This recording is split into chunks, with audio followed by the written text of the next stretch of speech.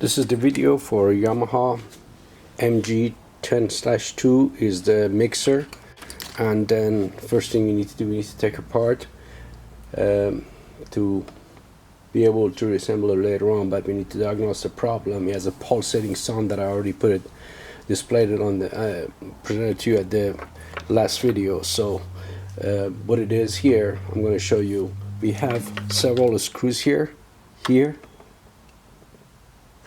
here.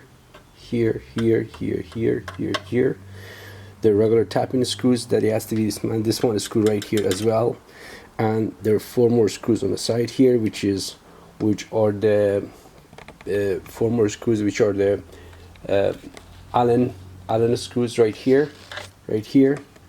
and one Allen screw right here in the center as well, and one at the end by the meter bar, which is, you can see right there. Okay, we've got to remove all those screws right there. After we did, there's 2 screws in the back as well, as you can see. I can show you. There's one right here and one right there. I'm sorry, there's one more, which is one right there. So 3 screws here as well. You have to take the screws off, and then it comes to the front part of the board, which we need to we don't need to remove any of these knobs. None of these has to be removed. We have to actually remove this part right here, which is basically this part right here. There's shafts for the input jacks. We just turn it here with a plier. It's got a washer underneath, and we have to repeat the step for all these right here to get it done. So once we remove that from the area,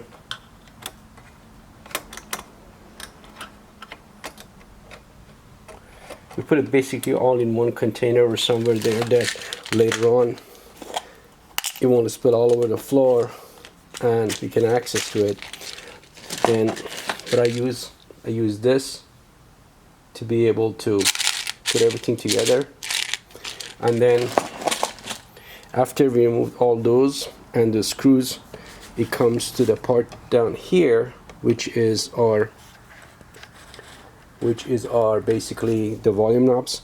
We don't need to touch these because they're already pre-cut holes in there. They're gonna pop right up. They're gonna go through the frame and the faceplate. So all we need to remove these right here. I already removed the rest of them. I just want to give you an example. You put the screw underneath here, you push it up, and it comes right up.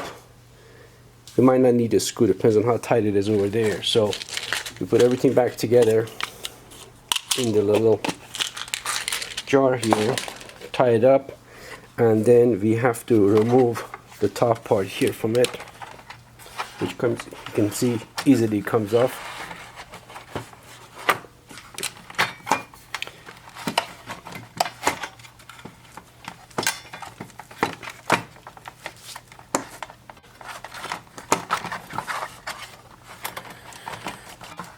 Okay.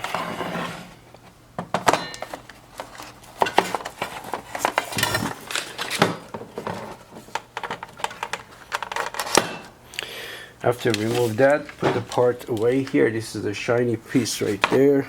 That's the aluminum backing, is on the back corner. You don't need to remove the 2 screws in the back, because what it does, it holds this faceplate over here that doesn't need to be removed.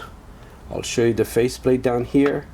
The screws on the back part of it doesn't need to be removed, in the aluminum and the back shielding that's holding it from a noise. Okay, so we got that out already, and then we flip the thing over. Actually, we remove this part as well, which is right there.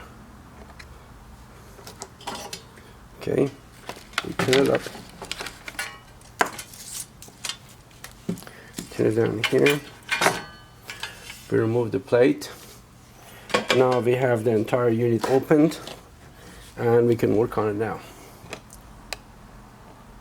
Okay, now we turn this over.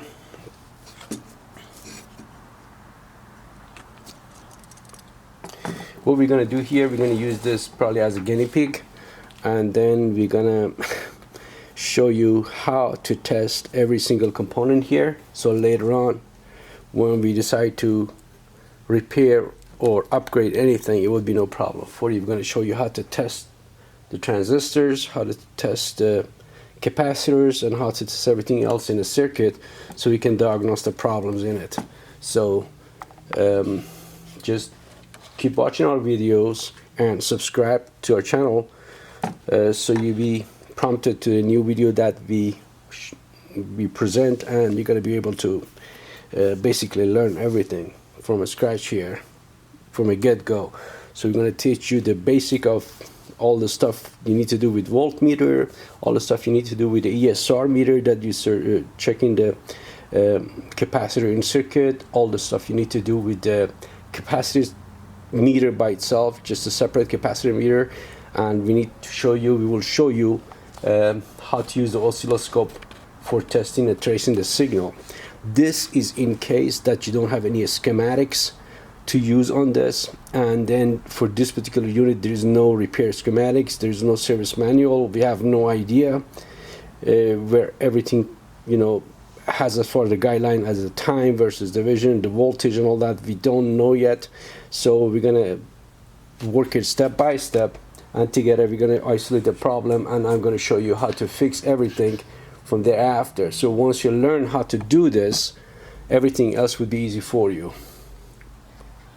Okay, till the next video.